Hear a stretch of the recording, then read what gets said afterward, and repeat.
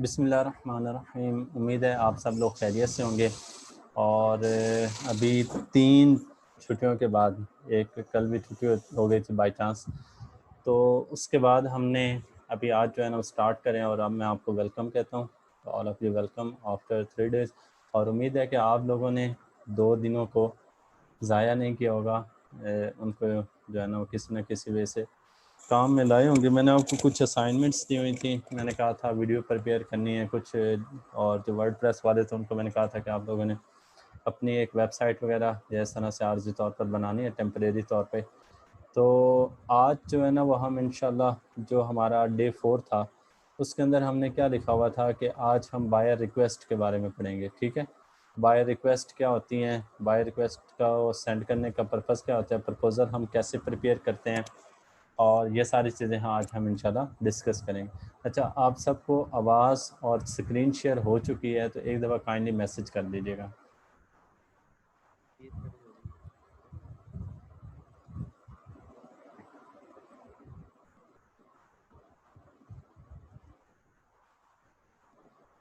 चलें ठीक हो गया। अच्छा, आज हम टाइम वेस्ट के बगैर आज हमने कुछ चीज़ें ज़्यादा डिस्कस करनी है, तो इसलिए जल्दी से जो है ना वो भी हम चीज़ें डिस्कस करते हैं। अच्छा, सबसे पहले हमारे पास है, थैंक यू, बहुत शुक्रिया बहुत शुक्रिया।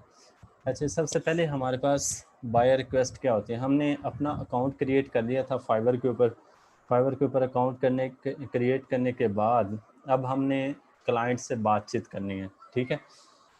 अच्छा, एक बात याद रखिएगा कि जब भी आप एक अकाउंट क्रिएट करते हैं, you are the new service provider and you are the new freelancer. और अभी जो टॉप रेटेड सेलर बैठा हुआ है वो भी क्या था, न्यू था। वो भी जो है ना वो कोई पहले दिन से टॉप रेटेड सेलर नहीं बन जाता। वो भी इसी तरह से स्टार्टिंग से इसी लेवल से स्टार्ट होता है और फिर आहिस्ता आहिस्ता ग्रो करता जाता है और फिर वो टॉप रेटेड सेलर बनता है, ठीक है। तो ये आपने कतई तौर पे परेशान नहीं होना कि वो इमरान खान वाला डायलॉग कि सबसे पहले आपने घबराना नहीं। तो आप लोगों ने घबराना नहीं है कि अभी तो हमारा कोई जो है ना वो जानने वाला नहीं है, कोई हमारे पास कोई क्लाइंट नहीं है। तो ऐसा हर एक के साथ होता है, स्टार्टिंग में इसी तरह से होते हैं। तो आपने घबराना नहीं है और इंशाल्लाह जो है ना वो फिर आगे मूव करते जाएंगे, ठीक हो गया। अच्छा जी, मैंने आपको फाइवर के ऊपर काम करने का मेथड समझाया था। उम्मीद है आपको काफ़ी हद तक समझ आ गया होगा। अगर नहीं समझ आया तो मैं आपको दोबारा समझा देता हूँ कि हमारे पास क्या होता है कि फाइवर के ऊपर काम करने के लिए दो चीज़ें होती हैं जिसके ज़रिए हम क्लाइंट से प्रोजेक्ट ले सकते हैं। एक हमारे पास होता है बायर रिक्वेस्ट और सेकंड जो चीज़ होती है वो ये होती है कि आप गिग के थ्रू डायरेक्टली कोई आपसे कॉन्टैक्ट कर ले। तो अब गिग हमारी टॉप के ऊपर कैसे आएगी, जब तक हम उसको क्या नहीं करेंगे, जब तक हम उसको एक जो है ना वो टॉप रेटेड के ऊपर लाएंगे नहीं, ठीक है। जब तक के ऊपर हम उसको किसी को काम करके डिलीवर नहीं करेंगे, जब तक हमारे ऊपर कोई इस तरह से नहीं आएगा, क्या कह सकते हैं उसे, कोई रेटिंग वगैरह नहीं आएगी, तो हम उस वक्त तक टॉप रेटेड नहीं जा सकते, ठीक है। अब जैसे मैं आपको एक एग्जांपल देता हूँ। एक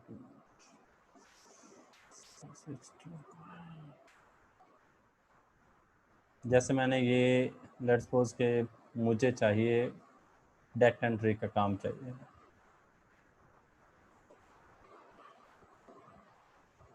बल्कि हाँ ठीक है, वर्ड प्रेस का जैसे लेट्स सपोज के मुझे चाहिए। आज हम वर्ड प्रेस वालों की भी सुन लेते हैं ना, उनको भी साथ लेकर चलते हैं।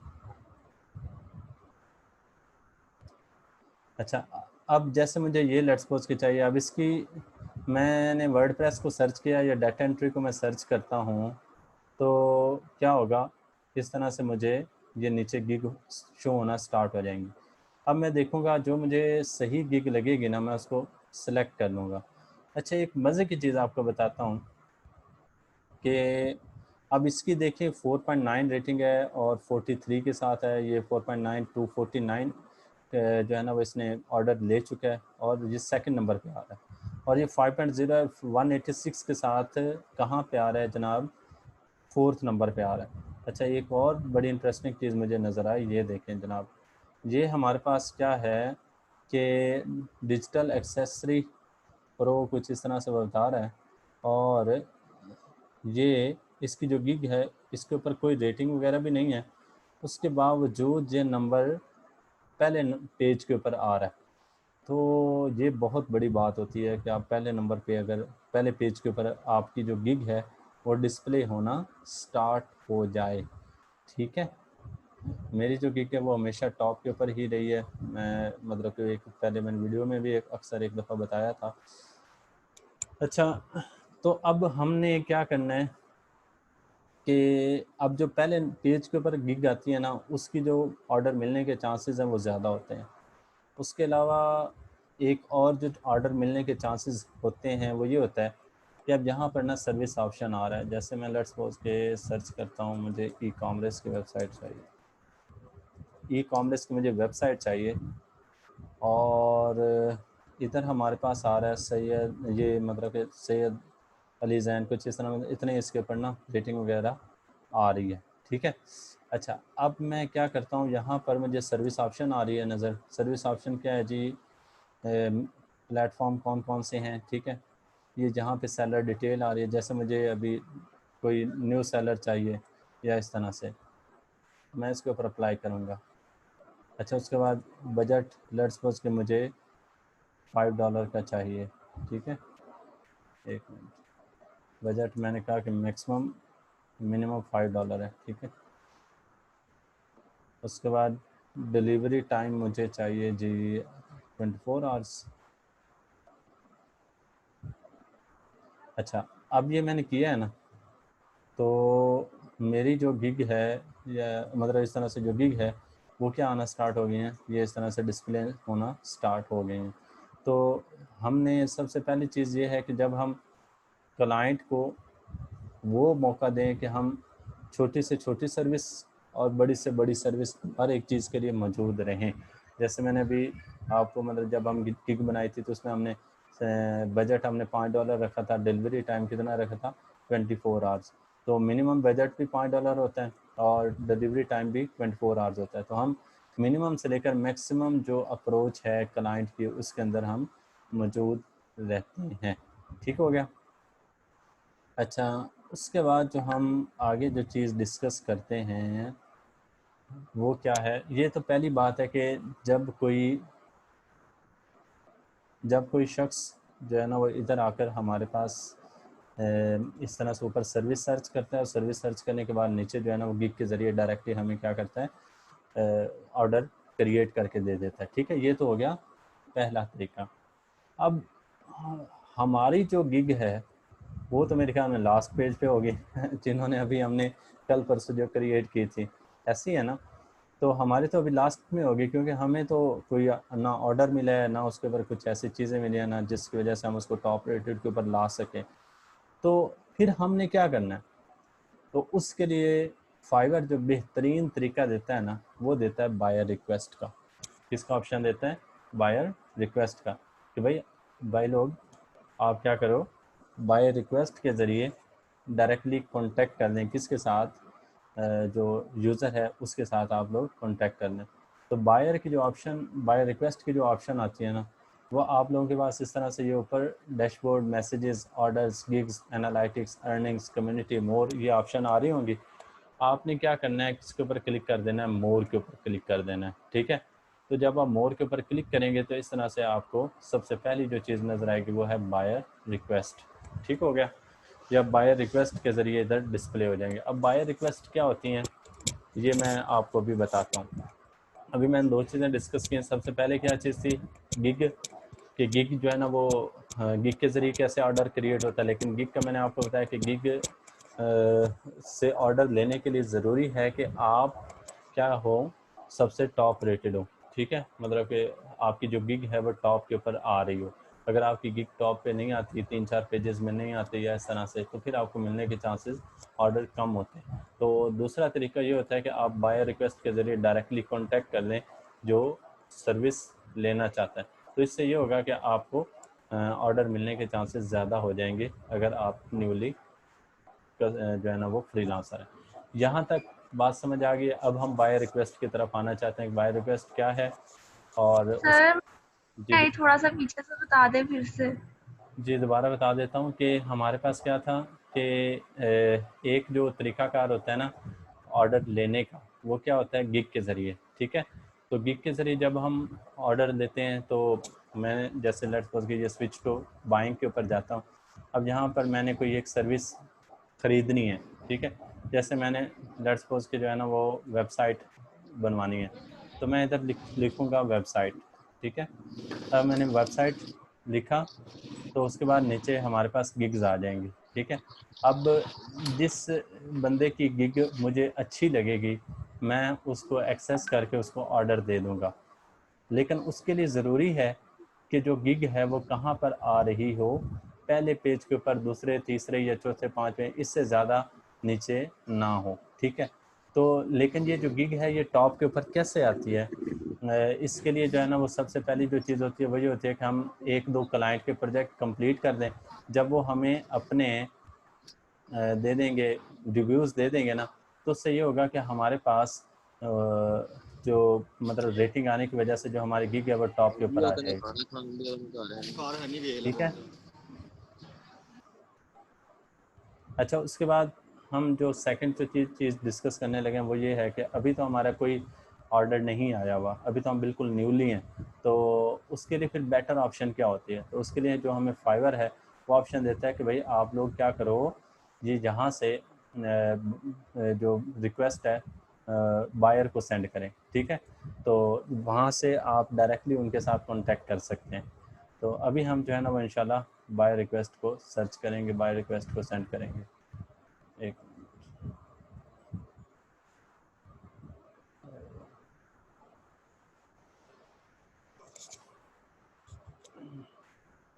अच्छा, ये यहाँ से मोर के ऊपर क्लिक करना है, ये dashboard, messages, orders, gigs, analytics, earnings, community, और साथ में एक ऑप्शन आ रही होगी मोर।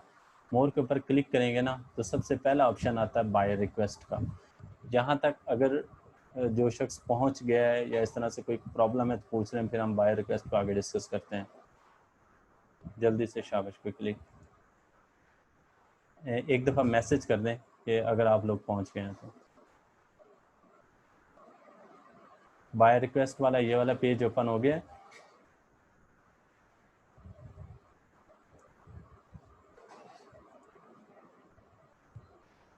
ठीक है, ठीक हो गया, थैंक यू।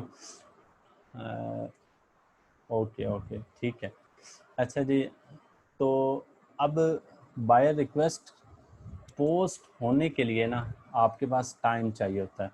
यानी मैंने आपको बताया था कि जो फाइवर है ये इतनी ज़्यादा ओपन सर्विसेज नहीं देता कि हर शख्स इसके अंदर घुस जाए या हर शख्स इसको यूज़ करना स्टार्ट कर दे।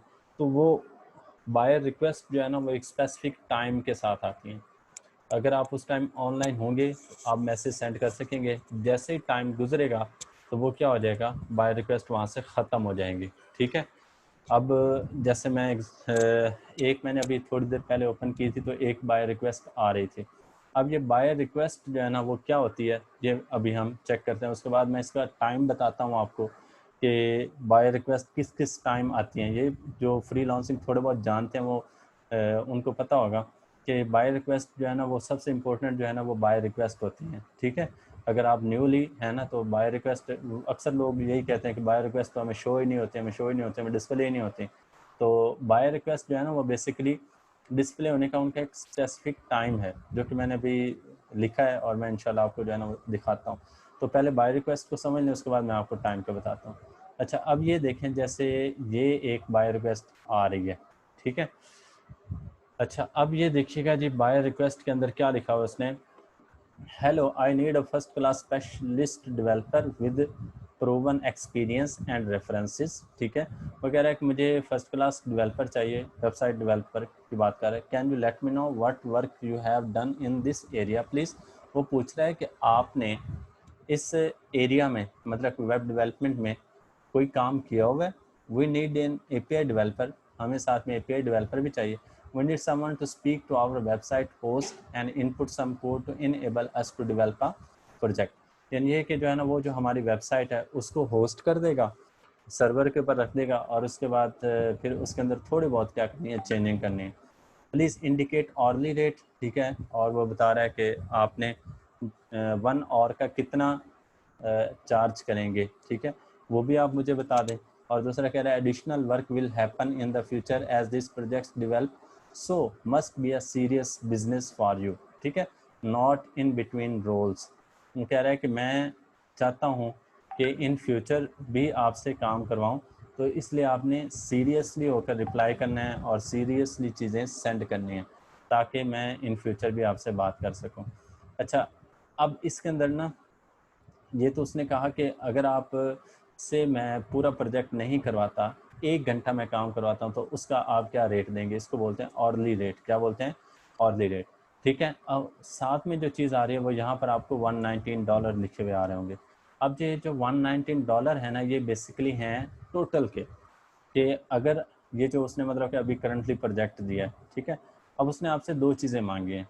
एक कहा है कि इस प्रोजेक्ट के ऊपर काम करें, और दूसरा क्या है कि अगर मैं इन फ्यूचर में आपसे कांटेक्ट करता हूँ तो 1 आवर का आप कितने पैसे लेंगे। अच्छा, एक बात याद रखिएगा, फ्री लांसिंग के अंदर जो मोस्टली वर्क होता है ना वो 1 आवर के लिहाज से या पर आवर के लिहाज से होता है।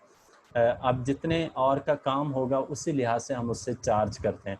जैसे डाटा एंट्री का काम है तो हम पूछते हैं कि इसमें कितने वर्ड्स लगेंगे या कितने घंटे लगेंगे, फिर हम उसी लिहाज से उससे चार्ज करते हैं। अगर कोई वेबसाइट डेवलपर है तो वो देखता है अच्छा ये इतने आवर्स का काम है तो मैं इससे इतने पैसे लेता हूँ, ठीक है। तो ये मोस्टली जो काम होता है ना फ्रीलांसिंग के अंदर वो पर आवर के लिहाज से होता है। क्लियर हो गया यहाँ तक? लेकिन हम यहाँ पर ये जो मतलब कभी है उसको कंप्लीट ये जो $119 है इसके लिहाज से उसको सेंड करेंगे। अच्छा, अब ये तो उसकी थी डिस्क्रिप्शन कि क्या चीज़ें उसको चाहिए। अब इधर आ रहा है ऑफर्स, ऑफर्स के नीचे लिखा हुआ है 7, इसका मतलब क्या है कि 7 लोगों ने उसको सेंड किया है। अच्छा, उसके बाद इधर लिखी हुई ड्यूरेशन 24 आवर्स के अंदर उसको प्रोजेक्ट चाहिए, और बजट उसने बताया हुआ है कि $119 मेरा बजट है। अगर आपको ये चीज़ें ये कर सकते हैं एक दिन के अंदर और $119 मैं आपको दूंगा, तो आप मुझे क्या करो, सेंड कर दो अपनी ऑफ़र। क्लियर हो गया यहाँ तक? अच्छा, उसके बाद जहाँ पर हम इसे करेंगे सेंड ऑफ़र, ठीक है। अब ये जो ऑफ़र सेंड करने के लिए जब मैं इसके ऊपर क्लिक करूँगा तो जो जो हमने गिग्स बनाई होंगी ना, गिग्स वो इधर डिस्प्ले हो जाएंगे। अभी हमारी चूँकि एक ही गिग होगी, ज़ाहिर बात है ये तो ये एक गिग जो है ना वो इस तरह से हमारे पास डिस्प्ले हो जाएगी। यहाँ तक समझ आ गई आप सबको? अच्छा, अब मैंने आपको बताया था कि हमने कोई राउंड अबाउट 3 से 4 गिग्स बनानी है। टोटल जो गिग बनाने की इजाज़त होती है वो होती है 7, ठीक है। तो आप 7 की 7 गिग्स बना लें और हर क्राइटेरिया के लिहाज से अलहदा बनाएं, हर फील्ड के एक अलहदा। हाँ जी, अगर हम काम पर ज़्यादा दिन लगाएंगे तो क्या होगा वो भी मैं आपको इंशाल्लाह भी थोड़ी देर में बताता हूँ। अच्छा, अगर हमारे पास लेट्स सपोज के जो है ना वो क्या है कि अगर हम एक से ज़्यादा काम कर रहे हैं, जैसे वेब डेवलपमेंट का कर रहे हैं, साथ में डाटा एंट्री का कर रहे हैं, साथ में ग्राफिक डिज़ाइनिंग का कर रहे हैं, तो हम हर एक फील्ड की अलग-अलग गिग बना देंगे, ठीक है। जितनी ज़्यादा गिग होंगी उतनी ज़्यादा रिक्वेस्ट शो होंगी। अब ये जो रिक्वेस्ट शो होती है ना, ये बेसिकली शो होती हैं जो कि हमने गिग के अंदर जब वो नीचे टैग एंटर करते थे ना, तो उसकी बेस के ऊपर जो टैग हमने एंटर किए होंगे उसी से रेलिवेंट हमारी गिग शो होंगी। अब अगर किसी ने उधर एंटर किया हुआ है MS वर्ड का, पावर पॉइंट का, तो इधर उसे जो रिक्वेस्ट शो होंगी ना वो भी MS पावर पॉइंट या वर्ड की ही शो होंगी, उससे हटकर डिस्प्ले नहीं होंगे। ये बात आपने याद रखनी है, माइंड में रखनी है, ठीक हो गया। अच्छा, अब अभी इरफान साहब ने क्वेश्चन किया और बहुत ज़बरदस्त क्वेश्चन किया कि अगर हम 1 डे से ज़्यादा चले जाते हैं तो फिर क्या होता है। 1 डे से जब हम ज़्यादा जाते हैं तो हमारे जो ऑर्डर है उसके ऊपर लिखा हुआ आ जाता है लेट, खाली लेट लिखा हुआ आता है। अब ऑर्डर कैंसिल नहीं होता, लेकिन ये होता है कि आपकी जो गिग है उसकी जो रैंकिंग है ना वो 10% डिक्रीज़ हो जाती है। जैसे अभी पहले नंबर पे आ रही थी, तो जब आप उसको डिलीवर नहीं करेंगे टाइम के ऊपर तो वो 10% नीचे चली जाएगी, मतलब सेकंड नंबर पे आ जाएगी या थर्ड नंबर पे आ जाएगी। समझ आ गई ना? तो ये इसका इफ़ेक्ट होता है और कोई इफ़ेक्ट नहीं होता। अगर आपका जो मतलब क्लाइंट है उसके साथ एक अच्छी बनी हुई है तो आप उसको रिक्वेस्ट कर दें कि काइंडली एक्सटेंड माय टाइम, ठीक है, तो वो टाइम एक्सटेंड भी हो जाता है, ठीक है। ये वही चीज़ है कि सारी कर करा कर ख़त्म जो है ना बात वो उसी पे ही होनी है, क्लाइंट के ऊपर, ठीक है। क्लाइंट हमारा जो है ना ये सबसे इम्पोर्टेंट चीज़ है। क्लियर हो गया? अच्छा, अब हमने इसको सेंड करना है बायर रिक्वेस्ट। अच्छा, एक और चीज़ आपको थोड़ी सी बता दो फिर हम बायर रिक्वेस्ट को सेंड करते हैं। अच्छा, ये हमारे पास जो गिग्स होती है ना, गिग्स गिग्स के ऊपर अगर हम क्लिक करें, अभी जो है ना ये शो नहीं हो रहा, वरना मैं आपको ना रेटिंग दिखाता, ठीक है। अब ये इस तरह से ना आपकी ये गिग इधर डिस्प्ले हो रही है। अभी वो ऊपर कह रहे हैं कि we are working on getting your gigs impression click and views back online, no worries your gig are active all the time. वो कोई इनका ना पीछे से सपोर्ट का कोई इशू आया हुआ है जिसकी वजह से वो अभी रेटिंग नहीं शो कर रहा। अब जो गिग होती है ना, गिग के ऊपर आप चेक करते रहा करें, इधर 4 चीज़ें होती हैं। एक होता है impressions, clicks, orders, cancellation. Impressions का मतलब क्या होता है कि कितने लोगों ने आपकी गिग को देखा। जैसे हम अभी ये जो ऐसे व्यू कर रहे थे ना पिछले पेज के ऊपर, तो वो इम्प्रेशन होता है। क्लिक होता है कि अगर हम किसी की गिग के ऊपर क्लिक करते हैं तो वो क्लिकेबल होता है। और जो ऑर्डर होता है, अगर कोई आपको ऑर्डर आता है तो वो ऑर्डर्स, और कैंसिलेशन ये होता है कि अगर कोई ऑर्डर आपने कैंसिल किया है तो उसको वो कैंसिलेशन में आ जाता है, ठीक है, वो परसेंटेज में आता है।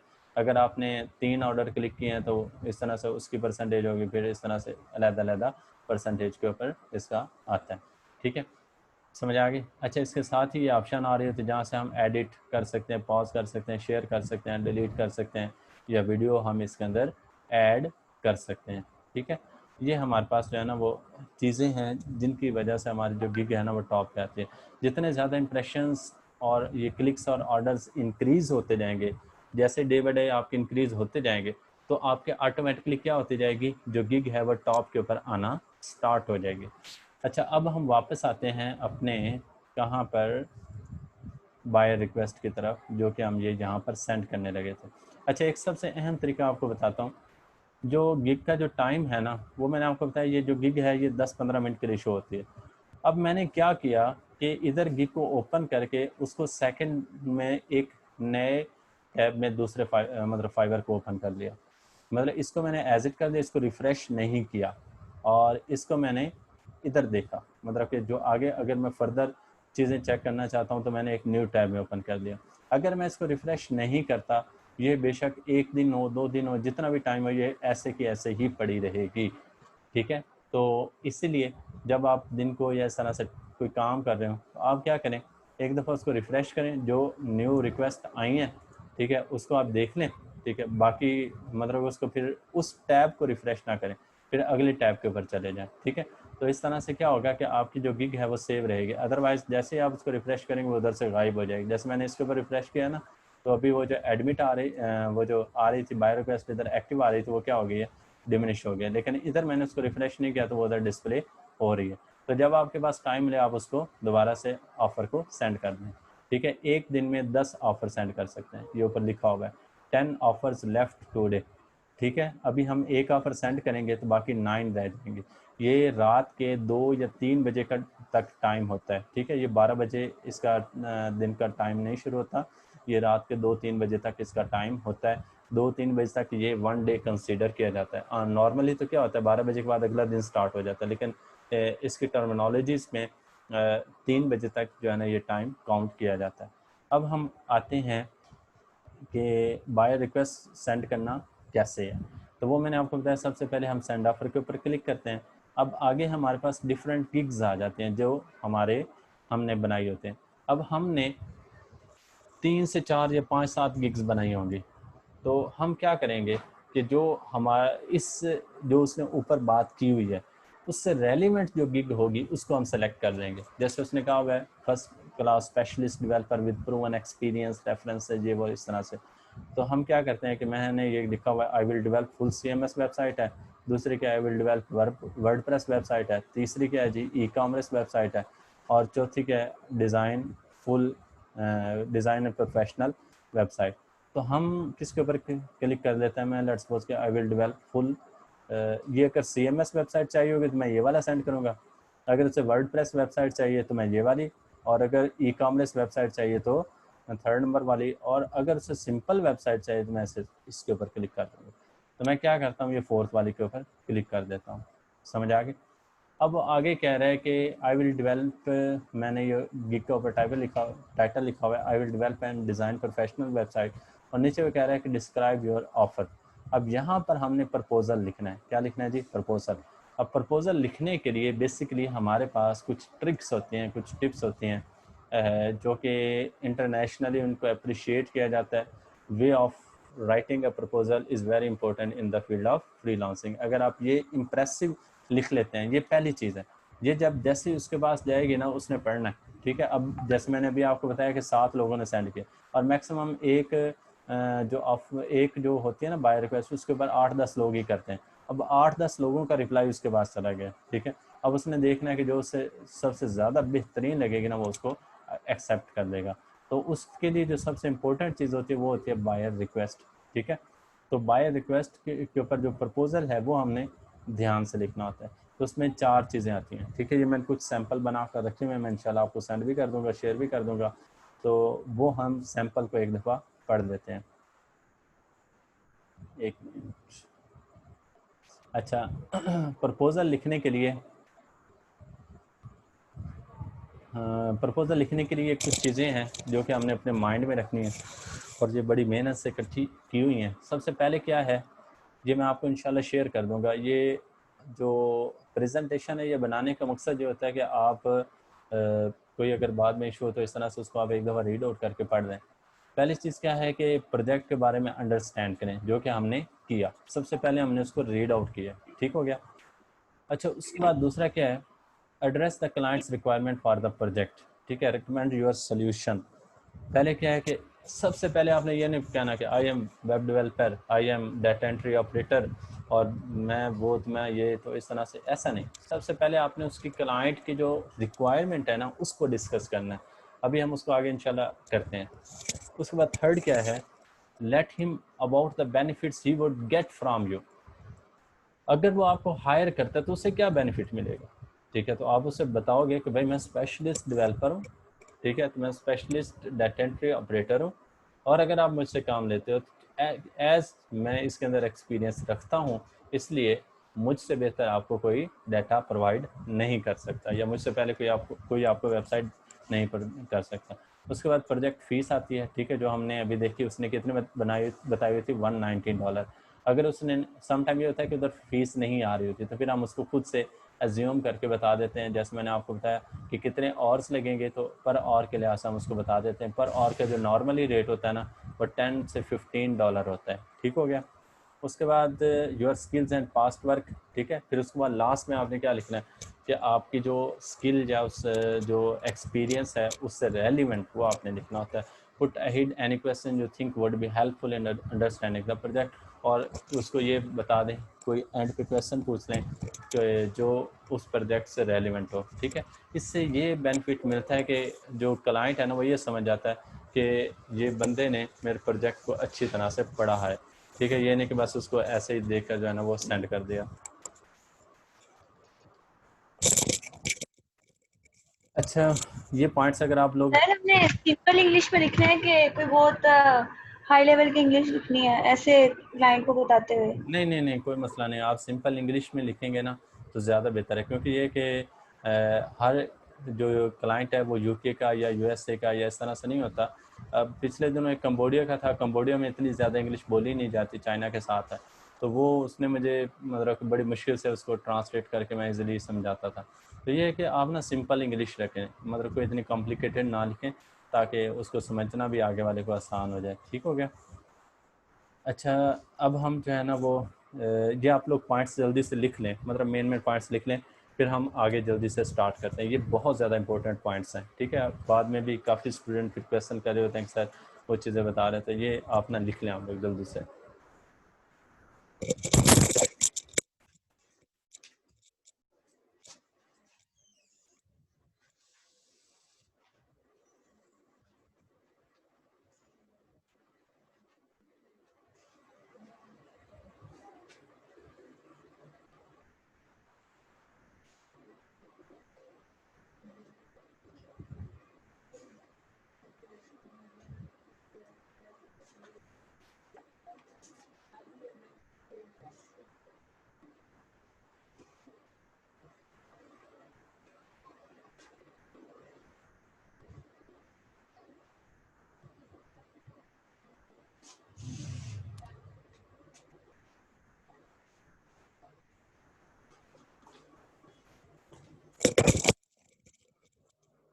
अच्छा, उम्मीद है आप सब ने लिख लिया होगा।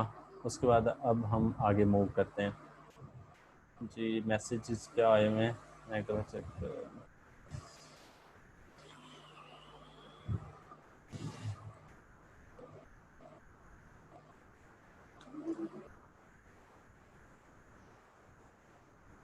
चलिए, ठीक हो गया, गुड हो गया, ज़बरदस्त।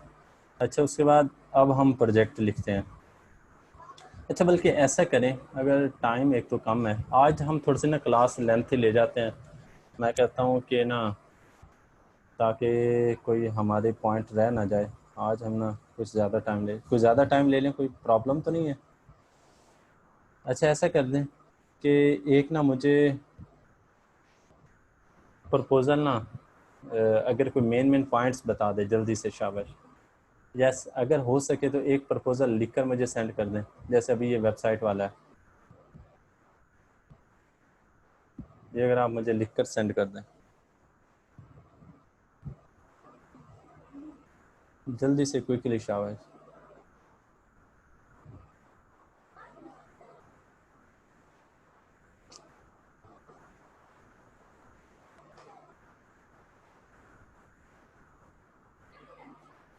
कर सकते हैं, कोई मेन पॉइंट्स अगर बता दे कि क्या क्या चीज़ें, और ये सीक्वेंस आपने मेंटेन रखना है प्रपोजल लिखते हुए। सबसे पहली चीज़ क्या थी, दूसरी चीज़ क्या थी, तीसरी चीज़ क्या थी, चौथी चीज़ क्या थी, और फिफ्थ चीज़ क्या थी। ये 5 चीज़ें आपने माइंड में रखनी है कि सबसे पहले क्या लिखना है, सेकंड नंबर पे क्या लिखना है, थर्ड पे क्या लिखना है, फोर्थ फिफ्थ पे क्या लिखना है। सीक्वेंस नहीं चेंज करना आपने। जी, कोई बता सकता है या फिर आगे चलें? चलें जी, हम प्रोजेक्ट का प्रपोज़ल अब हम देखते हैं। मैंने कुछ प्रपोज़ल एक निकाल कर लिख रखा हुआ है।